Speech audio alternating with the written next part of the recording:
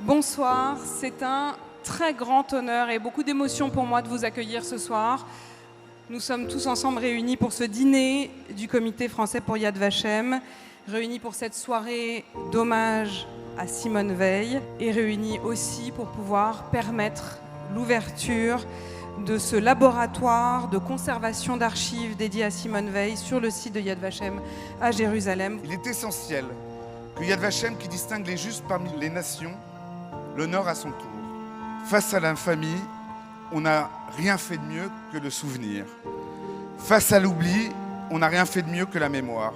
Et, pardon, face à la barbarie, on ne fera rien de mieux que de les tenir tous les deux en exergue et en exemple. Aussi longtemps que Yad Vashem existera, il ne sera pas possible que cela recommence. Parce que tout simplement, il ne sera pas possible de faire comme si cela n'a pas existé. On aura beau chercher le pourquoi du comment, la vie bascule sans prévenir. Les hommes donnent ce qu'ils ont de pire. Et puis, on aura beau parler, en parler aux enfants, pour ne pas blesser la mémoire, pouvoir affronter les miroirs. Il restera. Ce jour tragique, comme l'a si bien exprimé Patrick Bruel dans sa chanson, a laissé derrière lui tant de chaises vides. Ces chaises vides ne sont pas seulement un symbole d'absence. Elles incarnent l'éclatement d'un monde, la perte irréparable de vie innocente et l'espoir de réconciliation brisée. Yad Vashem se consacre à la documentation, l'éducation et la commémoration de la Shoah. Il honore les justes parmi les nations, ces hommes et femmes qui ont choisi de risquer leur vie pour sauver des Juifs. Simon Jacob, l'enfant juif de Nice déporté à Auschwitz, son héritage, plus vivant que jamais, nous rappelle que face aux ténèbres, il est toujours possible de trouver la lumière.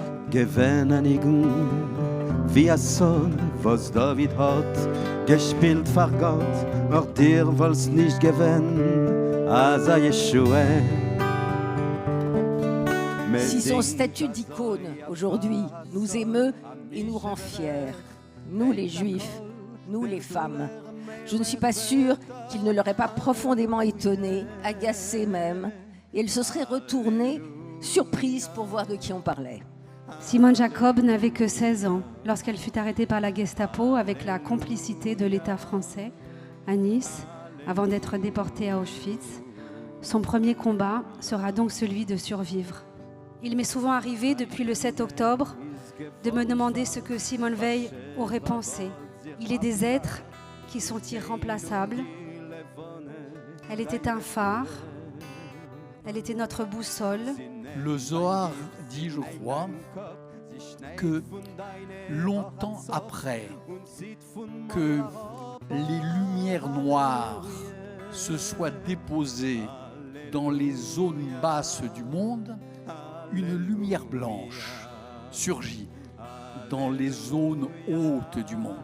Je crois que le nom de Simone Veil à Yad Vashem, c'est une de ces lumières blanches qui surgit, continuera de briller. Et je crois que la vraie victoire sur le mal absolu, c'est notre humble et vraie victoire, elle sera là. Merci Simone Veil, merci Yad Vashem et merci à vous tous d'être là.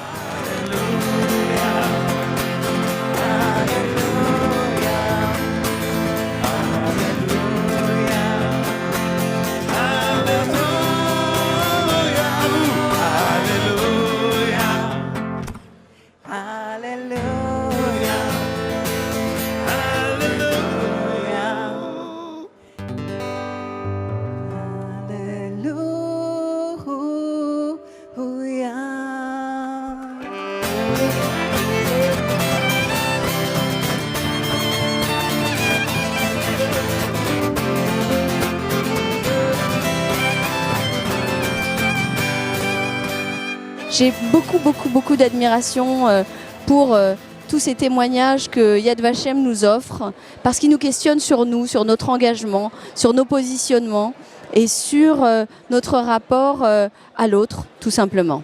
notre mémoire dépend de nous, dépend de notre action, de notre engagement. Aujourd'hui, peut-être plus que jamais, on a besoin que les nouvelles générations soient conscientes de ce dont elles sont héritières. Nous sommes dans un monde où les derniers survivants de la Shoah disparaissent. Il nous appartient de transmettre leur mémoire, de transmettre leurs souvenirs et le souvenir des drames du siècle passé et de faire des jeunes générations des porteurs de mémoire. Donc... Moi, je connais Yad Vashem dans les années 70 quand j'étais venue en Israël. C'était tout petit. Aujourd'hui, c'est les mémoires des Juifs du monde, de partout ils étaient déportés. Et puis de la mémoire, Yad Vashem est nécessaire. On comprend bien qu'une part de notre devenir, qu'une part de notre être, qu'une part de notre place ici est liée à notre appréhension de la mémoire collective et de la Shoah. Donc c'est absolument essentiel.